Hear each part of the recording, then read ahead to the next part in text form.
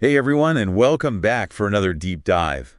Today we're going to be tackling a topic I'm sure you've heard of, probably even talked about, Bitcoin. Oh, yeah. But it's also one of those things that can feel a little bit like a roller coaster.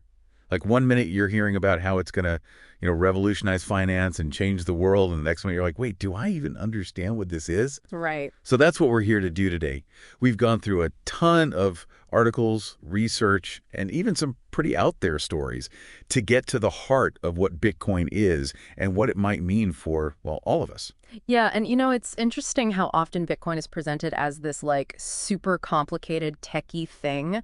But when you really get down to it, it's a response to something I think a lot of people can relate to, especially after, well, recent history. Okay, you're going to have to explain that one. What do you mean? Well, think back to 2008, the financial crisis. People lost their savings, their homes, their trust in, honestly, the systems that were supposed to keep them safe. Yeah. Banks, governments, even currencies. It was a global, oh, wow, this can all fall apart that easily moment. Exactly.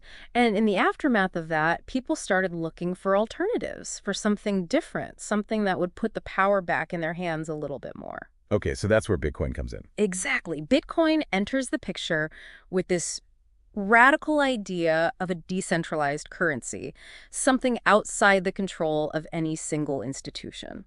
So it's not even really about the technology itself being like the revolution. It's more about what that technology represents. Yeah. A shift in who's in control, maybe. Yeah, exactly.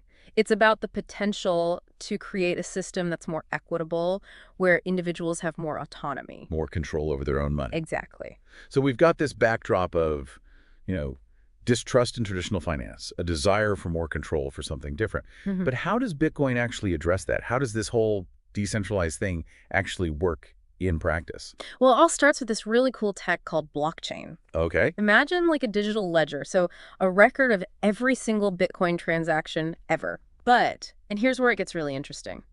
This ledger isn't kept in one place. It's copied across this massive network of computers. So instead of like one bank having this, master record, everyone's got a copy. Exactly. Doesn't that seem like it would be more chaotic? You'd think so, but it's actually the opposite. Because it's distributed, it's almost impossible to tamper with. Okay. How so? Well, think about it. To cheat the system, you wouldn't just have to hack into one bank's database. You'd have to hack into thousands, maybe even millions of computers all at the same time. Okay, so I'm starting to see how that makes it secure. But what about actually using Bitcoin?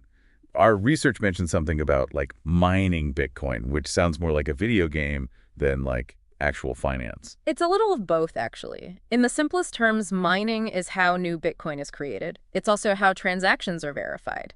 So you've got these computers on the network, right? They're constantly working on these super complex math problems. And when one solves the problem. That's when they get to add a new block of transactions to the blockchain, that digital ledger we were talking about. Ah, okay, so that's where the chain part comes in. Yeah. It's like this like constantly growing record of every Bitcoin exchange. Exactly. Okay. And because everyone's got a copy, it's totally transparent. You can actually trace the history of a single Bitcoin, see every transaction it was ever a part of.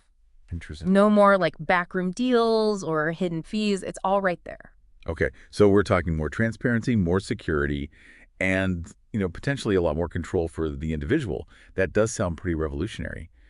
But was it smooth sailing from there? Yeah.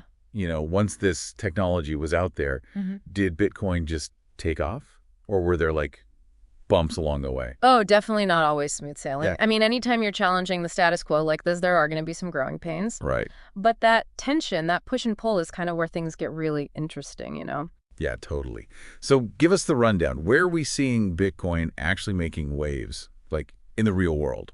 Well, some of the most compelling examples are coming out of countries dealing with hyperinflation or really limited access to traditional banking. Yep. Like we came across stories of people in places like Venezuela, Okay. Argentina, Right. even Zimbabwe, where folks turn to Bitcoin to like literally protect their savings when their local currencies were plummeting in value. So instead of their hard-earned money becoming like essentially worthless overnight, Yeah. they found a way to kind of like safeguard it with Bitcoin. Exactly. Bitcoin gave them a way to participate in a global economy that may have felt otherwise inaccessible. Wow, that's incredible. So this is about like more than just getting rich. This is about survival even. Right. It's about agency. Wow. Okay, so we've got these individual stories, but it's not just individuals, right? Didn't a whole country make Bitcoin a big deal relatively recently? You're thinking of El Salvador. Yeah. In 2021, they became the first country to actually adopt Bitcoin as legal tender. So that means you could, like, buy groceries, pay your taxes, Yeah. all with Bitcoin. Yeah, pretty much. Wow. What Yeah. was the thinking behind such a bold move? Well, they were getting slammed with these really high remittance fees, those charges people have to pay to send money back home from abroad, and it was costing them a ton. Okay. They saw Bitcoin as a way to bypass those fees completely, Yeah. make sending and receiving money cheaper and easier for everyday people. That makes a lot of sense, but I can't imagine that went over well with everyone.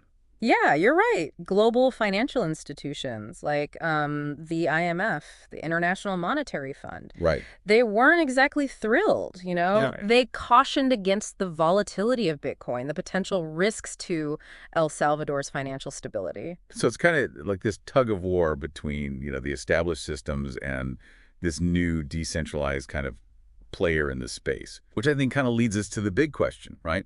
What does the future hold for Bitcoin? That's the million-dollar question, isn't it? Right. You've got some experts who are absolutely convinced it's just a matter of time before Bitcoin becomes a major global currency, right up there with the dollar or the euro. Yeah. But then you've got others who are a bit more cautious, who point to the price swings, the fact that it's still unregulated in a lot of places as reasons to maybe, pump the brakes a little bit. Mm. It's definitely a lot to think about and to, wrap your head around. And this deep dive was really just a glimpse into this world.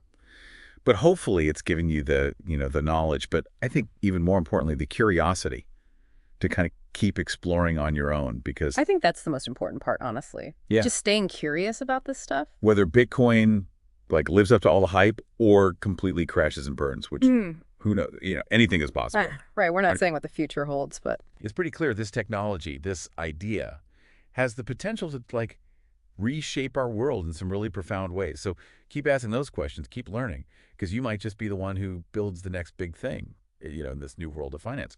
Until then, keep diving.